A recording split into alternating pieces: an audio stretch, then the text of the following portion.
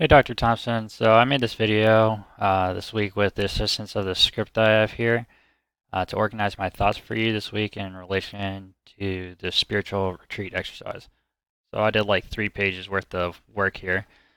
So diving right in, the first question I am asked is, what attributes of God came to mind and how did this affect you?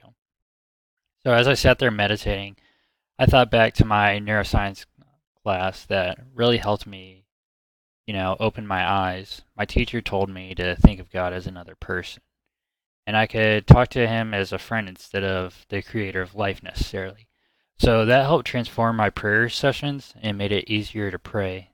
I think of God as another person now, um, but the embodiment of all emotions. So what I mean by that is God is everything that is love, anger, happiness, sadness, etc. You get the idea. And he is because he created it. So what love is what God is.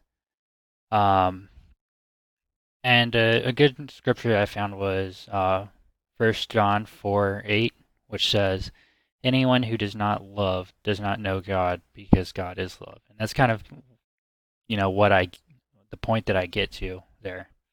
The second question is, what works of God did you focus on, and how did this affect you?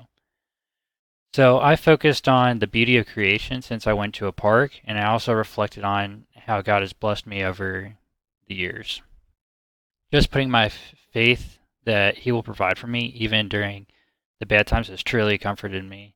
I consistently wonder why I'm so blessed, knowing I don't deserve it. And with this, it's, like, why do I deserve to be so blessed? I don't feel like I've done anything to deserve it. And as for the scenery and God's creation, it's amazing just to deserve or to observe how amazing everything is in life. Just like even down to like the speck of dirt, like how was this created and why is it the way it is? Um, Moving on to the third question, it asks, what aspects of your relationships did you focus on, and how did this affect you? So aside from what I just said about being blessed, I thought about how much more I needed to read scripture. And I've started to place the Bible next to on my computer, so that way it's a reminder that I need to get into scripture and start reading it before I get on to do homework or play video games or do whatever it is that I need to do on the computer. And that's really started to help since I do that just about every day. The fourth question asks, what personal characteristics that you wish to improve on did you pray on and why? Did you make many steps towards um, those desired changes?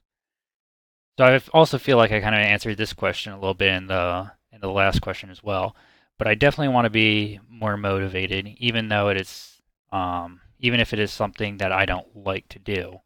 I believe that having more motivation would highly increase my performance in every way and help make me a better person. At this point, I haven't really made any steps, um, and I've only prayed because I don't know how to make those changes in my current behavior. So I kind of just pray on it and that I'm presented with materials and tools necessary to help change that behavior. The fifth question asks, in regards to your relationship to others, what did you pray over and why?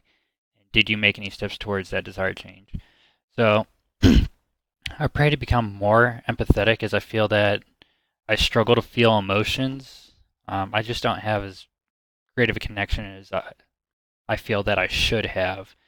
And considering it's a big part of my life, it is something that I like to have more of. And I prayed over it, just like in the last question. Uh, but like the last question, it's something internal that needs to change, which, um, that's a real struggle. Um, and then I found Romans 12:2 for this. It says, "Do not be conformed to the world, but be transformed by the renewal of your mind, that by testing you may discern what is the will of God and what is good and acceptable and perfect." And I think that kind of ties in with what I'm feeling. The sixth question asks, think deeply and say how this experience affected you, if at all. Did you find any benefit having completed this focus time? Excuse me. I personally feel like meditation, even though I don't do it often, but it helps bring a sense of calm and peace over me. It just allows me to at least help block out everything and just kind of empty my mind, and then just slowly just draw into a certain topic and really think about it. Um, so I did find that there was a benefit to this exercise, but the problem that I did find was that 3 hours is an extremely long time to sit there and reflect, at least in the way I was doing it. Um, and I often got distracted and had to refocus. So the way I do it is I just sit down, I have my eyes like half closed, so that way I'm still a little bit aware of what's going on around me, but at the same time not distracted by my thoughts as much. But it was still a little bit of a challenge. The last question asks, how might this experience inform your future work with clients? And I believe it helps provide a guideline for meditation practice that will help clients find their problems within themselves and then share that information at sessions that we would be holding. And I would just alter how long the session would last, kind of like what I said before. It is a long time to sit there and focus on it, but overall, I think it's a really good exercise.